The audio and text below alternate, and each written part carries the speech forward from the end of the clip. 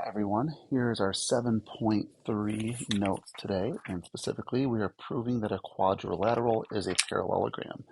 So let's look at our theorems. We already know the vocab of diagonal and parallelogram. Notice that we have three theorems on this page. Sorry, I don't know, I'm just drawing a random line. So here's our three theorems on this page.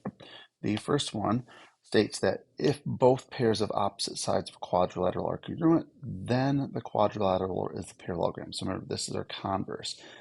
Key here is if both pairs. So if both pairs of opposite sides are congruent, we have a quadrilateral. Remember, if we had a parallelogram, opposite angles are congruent. Here it says if both pairs of opposite angles are congruent, then we have a parallelogram. So it's our opposite angles converse.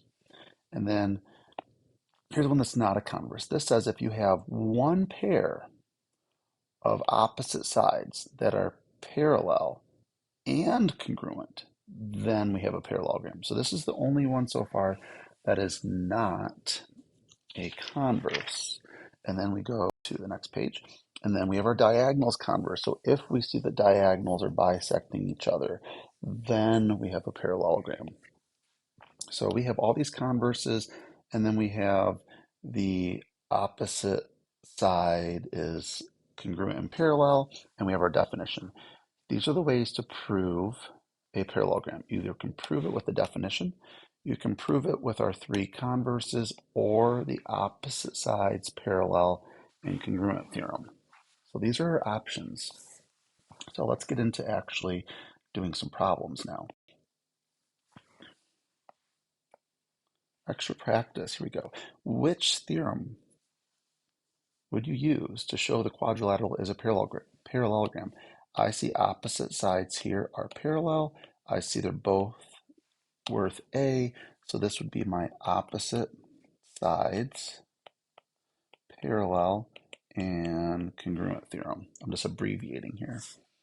Number two, I see opposite angles are congruent, so this would be my opposite angles converse. And then I have my diagonals converse. Now, are those the appropriate or proper definition? I mean, wordings, no. You'd actually say parallelogram, opposite sides, converse. But it's just our shorthand. All right, number four, find the values of x and y that make the quadrilateral a parallelogram. So here's what we know. We have a little bit of workspace here. This can take a little bit of work. We know that opposite angles are congruent, but I can't do anything with my 3x minus 20 and my 4y. But what I also know is if this is a parallelogram, parallelograms have a property that says consecutive angles are supplementary.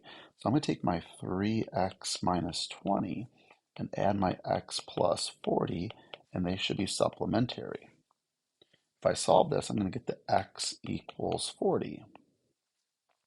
Then if I plug that 40 back in, this angle up here is going to be 100 degrees.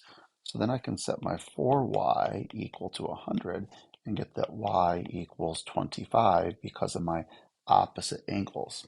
So this first part is because we know our consecutive angles, the interior angles are supplementary.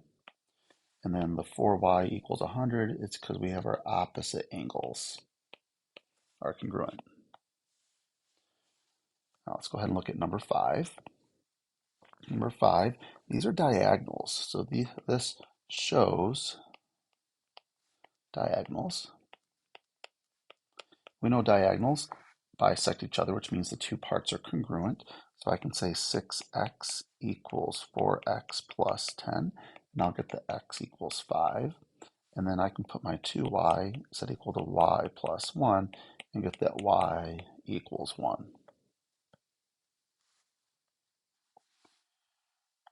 All right, 6 and 7. Number 6, we know opposite angles are congruent. That helps with the y. And then we know that opposite sides are congruent. So 10x plus 7 equals 12x minus 9. When you solve that, you'll get the x equals 8. right, number 7, opposite sides are congruent, so I can set 4y plus 2 equals to 70, and I'll get that y equals 17. And then opposite sides are congruent, so I can set 5x plus 16 equal to 6x minus 1, and I get x equals 17. So I know I flew through that, but that's because I believe you can set those equations equal to each other and solve pretty easily. And then we just have to identify just those properties of our parallelograms. All right, those are our notes. Best of luck on the assignment, and we'll see you in class or here at the next video. Have a great day.